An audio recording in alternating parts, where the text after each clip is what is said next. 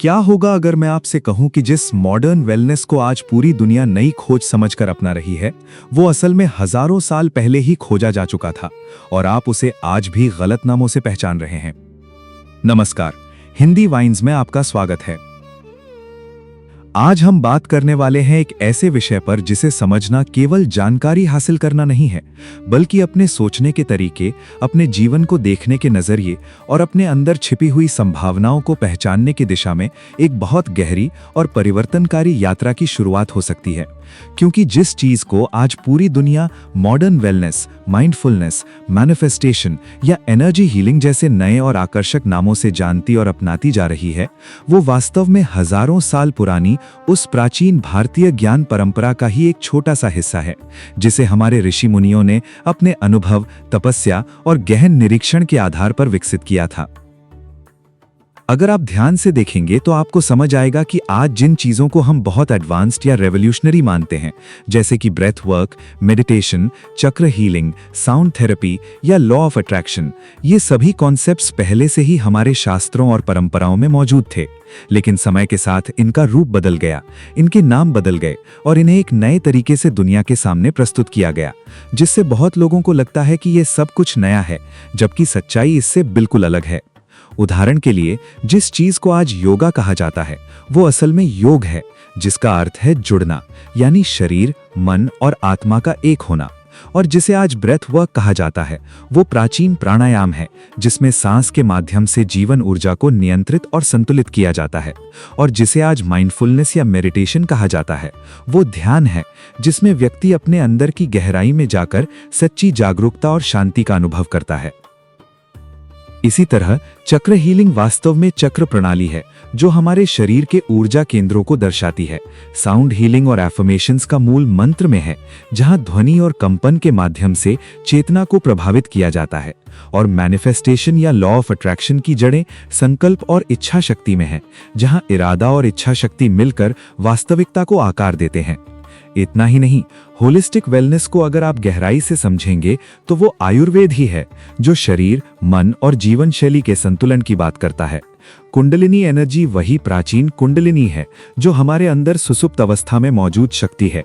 Sacred sexuality का concept तंत्र का एक हिस्सा है। थर्ड आई वास्तव में आज्ञा चक्र है। डिटॉक्स क्लेंजिंग को हमारे यहाँ शोधन या पंचकर्मा कहा गया है। और सेक्रेड ज्योमेट्री के रूप में जो डिजाइन्स आज पॉपुलर हैं, वे मंडला और यंत्र के रूप में हजारों साल से उपयोग में लाए जा रहे हैं। यहाँ तक कि इविल आई प्रोटेक्शन जैसी चीज, जिसे आज भी बहुत लोग मानते हैं, वो हमारे यहाँ दृष्टि दोष निवारण के रूप में जानी जाती है।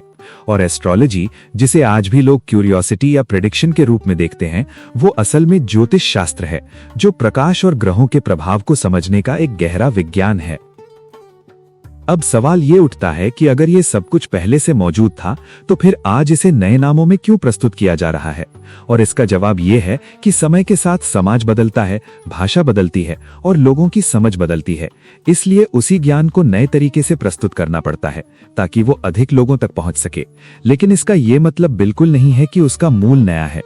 सबसे महत्वपूर्ण बात यह है कि ये सभी प्राचीन प्रणालियां किसी एक व्यक्ति या एक तरीके के लिए नहीं बनाई गई थीं, बल्कि ये इतनी विशाल और गहरी हैं कि हर व्यक्ति अपनी प्रकृति, अपने अनुभव और अपनी जरूरत के अनुसार इनमें से अपना रास्ता चुन सकता है। क्योंकि सच्चाई ये है कि स्पिरिचुअलिटी या सेल्फ ग्रोथ में वन साइज फिट्स ऑल जैसी कोई चीज नहीं होती। कई लोग मेडिटेशन से जुड़ते हैं, कई लोग योगा से, कुछ लोग प्राणायाम से, कुछ मंत्र से और कुछ लोग आयुर्वेद या तंत्र के माध्यम से अपने जीवन में बदलाव लाते हैं। और यही इन प्राचीन प्रणालियों की सबसे बड़ी खूबी है कि ये आपको मजबूर नहीं करती, बल्कि आपको खोजने का मौका देती हैं। अगर अभी तक आपको इनमें से कोई भी चीज कनेक्ट नहीं कर पाई है, तो इसका मतलब ये नहीं है कि ये सब गलत है, बल्कि इसका मतलब सिर्फ इतना है कि आपने अभी तक अपने लिए सही रास्ता या सही तरीका नहीं खोजा है। क्योंकि हर व्यक्ति का जर्नी अलग होता है और हर किसी के लिए एक ही तरीका काम नहीं करता। इसलिए जरूरी है कि आप खुले मन से एक्सप्लोर करें, अलग अलग प्रैक्टिसेस को समझें, उन्हें अनुभव करें और धीरे धीरे अपने लिए एक ऐसा मिक्स तैयार करें जो आपके शरीर, आपके मन और आपके जीवन के साथ नेचुरली अलाइन हो सके। और अंत में यही कहना चाहूंगा कि जिस चीज को हम आज मॉडर्न समझते हैं, वो अक्सर किसी न किसी रूप में एंशिएंट ही होती है। बस हमें उसे पहचानने की जरूरत होती है, समझने की जरूरत होती है और सबसे ज्यादा जरूरी है उसे अपने जीवन में सही तरीके से अपनाने की। अगर आपको ये वीडियो पसंद आया हो तो इसे लाइक करें, शेयर करें और चैनल को सब्सक्राइब करना ना भूलें, क्योंकि हम ऐसे ही गहरे और सोचने पर मजबूर करने वाले टॉपिक्स आपके लिए लेकर आते रहेंगे। अगर इस वीडियो ने आपकी सोच बदली हो तो लाइक करें, शेयर करें और ऐसे ही कंटेंट के लिए चैनल को सब्सक्राइब करना ना भूलें।